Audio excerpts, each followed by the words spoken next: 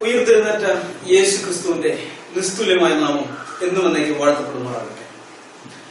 ലോകമെമ്പാടുമുള്ള ദാവാക്കാർ ഉന്നയിക്കുന്ന ഒരു കപട അവകാശവാദത്തിനുള്ള മറുപടിയായാണ് സത്യത്തിന്റെ പോരാളികൾ ഈ വീഡിയോ പുറത്തിറക്കുന്നത്. ആവർത്തന പുസ്തകം 18-ാം അധ്യായത്തിൽ മോശയെ പോലെയുള്ള ഒരു പ്രവാചകനെ ഇസ്രായേൽ മക്കളുടെ ഇടയിൽ നിന്നും ഞാൻ എഴുന്നേൽപ്പിച്ചു തരും എന്ന് ബൈബിളിൽ ദൈവം പറഞ്ഞിരിക്കുന്നത് തങ്ങളുടെ പ്രവാചകനായ മുഹമ്മദിനെ കുറിച്ചുള്ള പ്രവചനമാണെന്നാണ് ദാവാക്കാർ വാദിക്കുന്നത്. ആ വാദത്തിന്റെ പൊള്ളത്തരമാണ് നാം ഇവിടെ പരിശോധനാ വിധേയമാക്കാൻ പോകുന്നത്. തന്നെ കുറിച്ച് മോശെ പ്രവചിച്ചിട്ടുണ്ട് എന്നോ ആവർത്തന പുസ്തകം 18-ാം അധ്യായത്തിൽ പറഞ്ഞിരിക്കുന്ന പ്രവാചകൻ താനാണെന്നോ മുഹമ്മദ് ഒരു കാലത്തും അവകാശപ്പെട്ടിട്ടില്ല എന്നുള്ള കാര്യം നാം മറക്കരുത്. സ്വഹാബിമാരും അവകാശപ്പെട്ടിട്ടില്ല. മോശ പറഞ്ഞിരിക്കുന്ന പ്രവാചകൻ മുഹമ്മദാണ്, ആവർത്തന പുസ്തകത്തിൽ പറഞ്ഞിരിക്കുന്ന പ്രവാചകൻ മുഹമ്മദാണെന്ന് സ്വഹാബിമാരും ഒരിക്കലും അവകാശപ്പെട്ടിട്ടില്ല. ഈ ആധുനിക കാലത്തുള്ള ദാവാക്കാരാണ് ഈ അവകാശവാദം ഉന്നയിക്കുന്നത്. പഴയ കാലത്ത് മുസ്ലിങ്ങൾ ആരും തന്നെ ഇങ്ങനൊരു അവകാശവാദം ഉന്നയിച്ചിട്ടില്ല. ഇത് നാം പ്രാരംഭമായി അറിഞ്ഞിരിക്കണം. മുഹമ്മദും മോശയും തമ്മിൽ യാതൊരു സാമ്യവുമില്ല, വൈരുദ്ധ്യങ്ങൾ ഇഷ്ടം പോലെ ഉണ്ട് എന്നുള്ളതിന് നൂറുകണക്കിന് തെളിവുകളുണ്ട്. എന്നാൽ ഇപ്പോൾ ഈ വീഡിയോയിൽ ഞങ്ങൾ ഒരേ ഒരു വിഷയത്തെ മാത്രം ബേസ് ചെയ്ത് സംസാരിക്കാനായിട്ട് ആഗ്രഹിക്കുന്നു. മോശയെ പോലെയുള്ള പ്രവാചകൻ എന്ന് പറയുമ്പോൾ എല്ലാ കാര്യത്തിലും മോശയെ പോലെയുള്ളതായിരിക്കണം. മോശെ തന്റെ മരണം അടുത്ത സമയത്ത് എന്ത് ചെയ്തിരിക്കുന്നു എന്നുള്ള കാര്യം നാം ഒന്ന് അറിഞ്ഞിരിക്കുന്നത് നല്ലതാണ്. തനിക്ക് ശേഷം താൻ മരിച്ചു കഴിയുമ്പോൾ ഈ ഇസ്രായേൽ ജനത്തെ നയിക്കേണ്ടതിന് നേതാവായിട്ട് ഒരാളെ തെരഞ്ഞെടുക്കുന്ന കാര്യത്തിൽ എന്ത് ചെയ്തു എന്നുള്ളതാണ്. നാം അത് ഇങ്ങനെ വായിക്കുന്നുണ്ട്. ആവർത്തന പുസ്തകം 3-ാം അധ്യായത്തിന്റെ 27-ാമത്തെ വാക്യത്തിൽ നാം വായിക്കുന്നു, യഹോവയായ ദൈവം മോശയോട് പറയുകയാണ്, യോശുവയോട് കൽപ്പിച്ചവനെ ധൈര്യപ്പെടുത്തി ഉറപ്പിക്കുക, അവൻ നായകനായി ഈ ജനത്തെ അക്കരെ കടത്തും, നീ കാണുന്ന ദേശം അവൻ അവർക്ക് അവകാശമായി പങ്കിട്ടു കൊടുക്കും എന്ന് അരുളി ചെയ്യുന്നതായിട്ട് ആവർത്തന പുസ്തകം 3-ാം അധ്യായം 27-ാമത്തെ വാക്യത്തിൽ നാം വായിക്കുന്നു. അത് കഴിഞ്ഞ് ആവർത്തന പുസ്തകം 31-ാം അധ്യായത്തിന്റെ 14-ാമത്തെ വാക്യത്തിൽ നാം കാണുന്നുണ്ട്, അന്ന് ദൈവം പറഞ്ഞ കാര്യം മോശ ചെയ്തതായിട്ട്. യഹോവ പിന്നെയും മോശയോട് പറയുകയാണ്, നീ മരിക്കാനുള്ള സമയം അടുത്തിരിക്കുന്നത് കൊണ്ട് യോശുവയ്ക്ക് കൽപ്പന കൊടുത്ത് അവനെ നേതാവാക്കേണ്ടതിന് അവനെ വിളിച്ച് നിങ്ങൾ സമാഗമന കൂടാരത്തിൽ വന്ന് നിൽക്കാനായിട്ട് ദൈവം പറയുന്നുണ്ട്. അങ്ങനെ മോശയും യോശുവയും കൂടി സമാഗമന കൂടാരത്തിന്റെ മുമ്പാകെ വന്ന് നിൽക്കുകയും ഇസ്രായേൽ ജനമെല്ലാം കാണുകയെ അവിടെ വെച്ച് മോശ യോശുവയെ അടുത്ത നേതാവായിട്ട് തന്റെ പിൻഗാമിയായിട്ട് അഭിഷേകം ചെയ്യുകയും ചെയ്തു. അതുകൊണ്ട് തന്നെ ഇസ്രായേൽ ജനത്തിനെല്ലാം മനസ്സിലായി, മോശ മരിച്ചു കഴിഞ്ഞാൽ അടുത്ത നേതാവ് ഞങ്ങളെ നയിക്കാനുള്ള ആള് യോശുവയാണ് എന്ന്. യോശുവ അതുപോലെ തന്നെ അവരെ നയിക്കുകയും ചെയ്തു. യോശുവയുടെ നേതൃത്വത്തിൽ ഇസ്രായേൽ ജനം കനാൻ നാട്ടിലേക്ക് പ്രവേശിക്കുന്നുണ്ട്. യോർദാൻ നദിയെ വിഭാഗിച്ചുകൊണ്ട് അവർ കനാൻ നാട്ടിലെത്തി. അവിടെയുള്ള ദേശനിവാസികൾ അവരോട് യുദ്ധത്തിന് വന്നു. യുദ്ധത്തിന്റെ അനന്തരഫലമായി അവരെ പരാജയപ്പെടുത്തുകയും ദേശം പങ്കിട്ട് എല്ലാവർക്കും വിഭാഗിച്ചു കൊടുക്കുകയൊക്കെ ചെയ്തു. അപ്പൊ പ്രത്യേകമായ ഒരു പദപ്രയോഗം നാം അവിടെ കാണുന്നുണ്ട്. ജനം മോശയെ ബഹുമാനിച്ചതുപോലെ തന്നെ യോശുവയെയും ബഹുമാനിച്ചു, അവന്റെ ആയുഷ്കാലമൊക്കെയും ബഹുമാനിച്ചു എന്ന് നാം വായിക്കുന്നുണ്ട്. ജനത്തിനിടയിൽ ഒരു പ്രയാസവും പ്രശ്നവും ഉണ്ടായില്ല. മോശയ്ക്ക് ശേഷം ഞാൻ നേതാവായി വരുമെന്ന് പറഞ്ഞ ആരും അവിടെ മത്സരിക്കാനുണ്ടായില്ല. മോശ കൃത്യമായിട്ട് തന്റെ പിൻഗാമിയെ തെരഞ്ഞെടുത്തു. അതുകൊണ്ട് അവിടെ ഒരു രക്തച്ചൊരിച്ചിലോ പ്രശ്നങ്ങളോ പ്രയാസമോ ഒന്നും ഉണ്ടാകാതെ വളരെ സുഗമമായ രീതിയിൽ ഒരു അധികാര കൈമാറ്റം നടക്കുന്നതായിട്ട് നമുക്ക് കാണാനായിട്ട് സാധിക്കും. ഇത് മോശ ചെയ്ത കാര്യം. ഇനി ഇസ്ലാമിക പ്രവാചകനായ മുഹമ്മദ് എന്താണ് ചെയ്തത്? ആ കാര്യം നമുക്കൊന്ന് നോക്കണ്ടേ. ഇസ്ലാമിക പ്രമാണ ഗ്രന്ഥങ്ങൾ നാം പരിശോധിച്ചാൽ സ്വഹീഹായ ഹദീസുകൾ, അതുപോലെ തന്നെ താരിഖുൽ ഇസ്ലാം പോലെയുള്ള ഇസ്ലാമിക ചരിത്ര കൃതികൾ, ഇതൊക്കെ നാം പരിശോധിച്ചാൽ കാണുന്ന ഒരു കാര്യമുണ്ട്. മുഹമ്മദ് മരിക്കുന്നു. അദ്ദേഹം മരിച്ചത് അപ്രതീക്ഷിതമായ വിധത്തിലാണ്. പെട്ടെന്ന് ഒരു പനി വന്ന് മരിക്കുകയാണ്. അതിനു മുമ്പ് അദ്ദേഹം ഖൈബർ എന്ന് പറയുന്ന ഒരു പ്രദേശത്തെ ആക്രമിച്ച് അവിടെയുള്ള യഹൂദന്മാരെ ആക്രമിച്ച് കീഴടക്കി അവിടെ നിന്ന് ഒരു യഹൂദ സ്ത്രീ കൊടുത്ത വിഷം ചേർത്ത ആട്ടിറച്ചി കഴിച്ച് അദ്ദേഹത്തിന് വിഷബാധ ഏറ്റിരുന്നു. മരിക്കാൻ കിടക്കുന്ന സമയത്ത് അദ്ദേഹം തന്റെ ഭാര്യയായിരിക്കുന്ന ആയിഷയോട് പറയുന്നുണ്ട്, ആ ഖൈബറിൽ നിന്ന് കഴിച്ച വിഷത്തിന്റെ ശക്തി കാരണം ജീവനാടി മുറിഞ്ഞു പോകുന്നത് പോലെയുള്ള വേദന ഞാൻ അനുഭവിക്കുന്നതാണ്. അങ്ങനെ കഠിനമായ വേദനയൊക്കെ അനുഭവിച്ച് അദ്ദേഹം മരിച്ചു. മരിച്ചപ്പോൾ തനിക്ക് ശേഷം ആരെ അടുത്ത നേതാവായി അവരോധിക്കണം എന്നുള്ള കാര്യം അദ്ദേഹം പറഞ്ഞേയില്ല.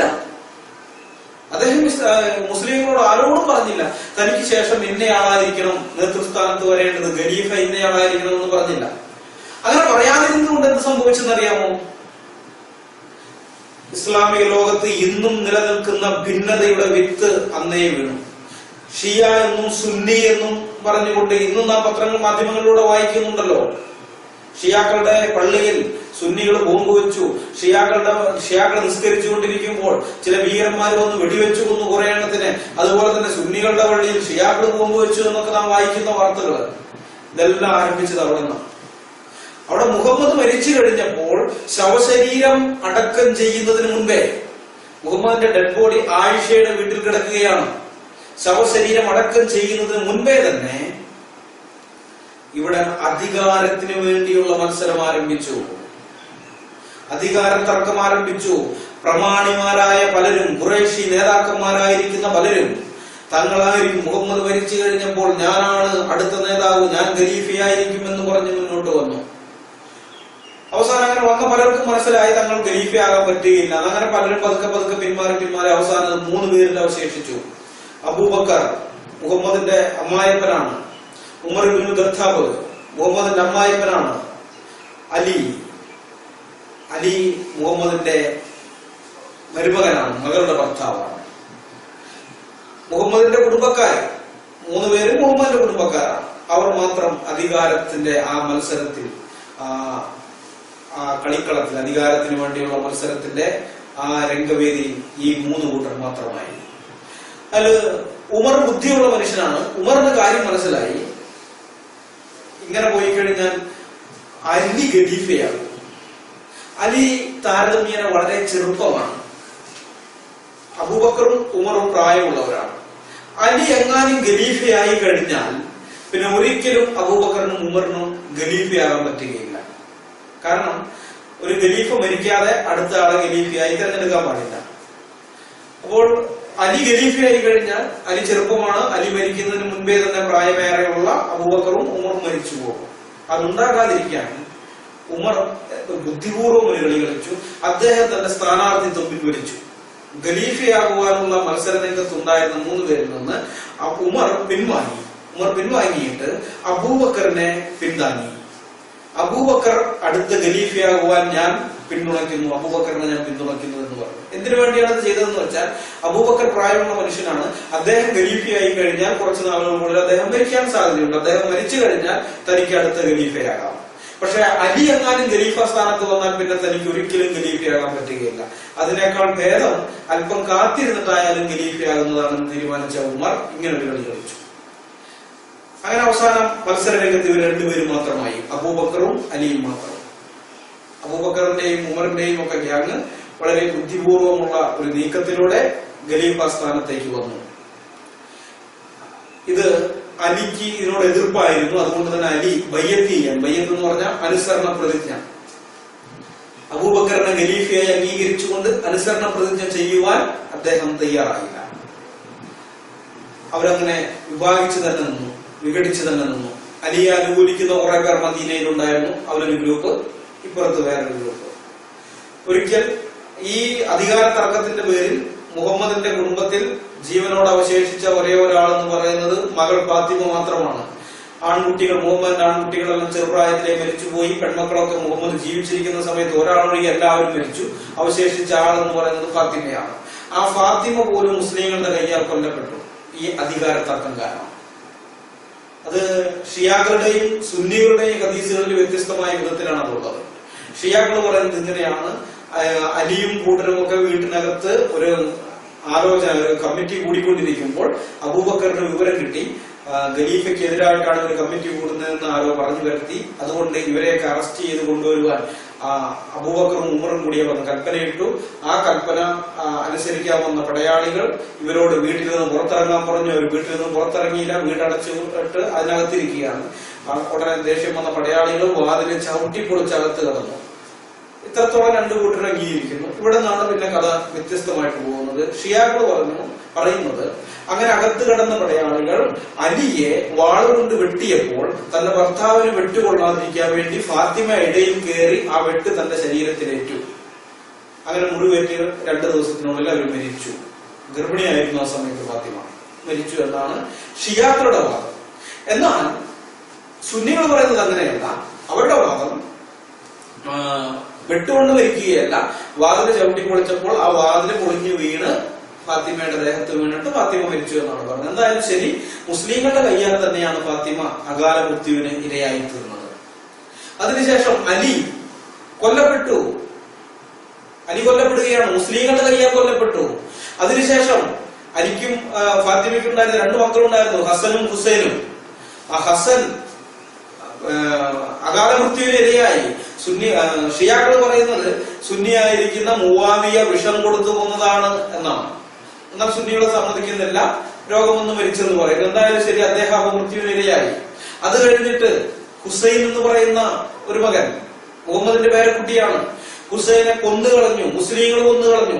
കർബല എന്ന് പറയുന്ന സ്ഥലത്ത് വെച്ച് കൂഫയിലേക്കുള്ള യാത്രയിലാണ് അവര്. അങ്ങനെ ഇരിക്കുന്ന സമയത്ത് മുവാവിയുടെ മകൻ യാസീദ് ഇബ്നു മുവാവിയ ഖലീഫയായിരിക്കുമ്പോൾ ആ ഖലീഫയുടെ നിർദ്ദേശപ്രകാരം സിയാദ് എന്ന് പറയുന്ന കൂഫയിലെ ഗവർണർ ഒരു സൈന്യത്തെ അയച്ചു. ആ സൈന്യത്തിന്റെ കയ്യാൽ മുഹമ്മദിന്റെ പേരക്കുട്ടി ഹുസൈൻ കൊല്ലപ്പെട്ടു കർബലയിൽ വെച്ചിട്ട്. അങ്ങനെ കൊല്ലപ്പെടുക മാത്രമല്ല, ഇന്ന് നാം വീഡിയോയിലൂടെ, വാട്സാപ്പ് വീഡിയോയിലൂടെ ധാരാളം കാണുന്ന ഒന്നാണ് ഈ IS ഇസ്ലാമിക് സ്റ്റേറ്റ് തീവ്രവാദികൾ ഇരകളെ കഴുത്തെടുത്ത് കൊല്ലുന്നത്. അത് അവർക്ക് എവിടെ നിന്ന് കിട്ടിയതാണെന്ന് ചോദിച്ചാൽ ഇവിടെ നിന്ന് കിട്ടിയതാണ്. ഈ യാസീദിന്റെ കൽപ്പന പ്രകാരം ഹുസൈനെ കൊന്നു കളഞ്ഞിട്ട് ഹുസൈന്റെ കഴുത്ത് അറുത്ത് ആ തലയെടുത്ത് അങ്ങനെ തന്നെ ഗവർണർ എടുത്തേക്കും. ഗവർണർ അവിടെ നിന്ന് അത് ഡമാസ്കസിലേക്കും അയച്ചു കൊടുത്തു. അവിടെ മുഹമ്മദിന്റെ കുടുംബത്തെയാണ് ഇങ്ങനെ തീർന്നില്ല. അതിന് മുൻപേ വേറൊരാളെ കൊന്നിട്ടുണ്ട്. 3ാമത്തെ ഖലീഫയായിരിക്കുന്ന ഉസ്മാൻ കൊല്ലപ്പെട്ടു മുസ്ലിങ്ങളുടെ കയ്യാൽ. കൊന്നത് വേറെ സാധാരണ മുസ്ലിങ്ങളല്ല. 1ാം ഖലീഫയായിരിക്കുന്ന അബൂബക്കറിന്റെ മകന്റെ നേതൃത്വത്തിലുള്ള ഒരു സംഘമാണ് കൊന്നു കളഞ്ഞത്.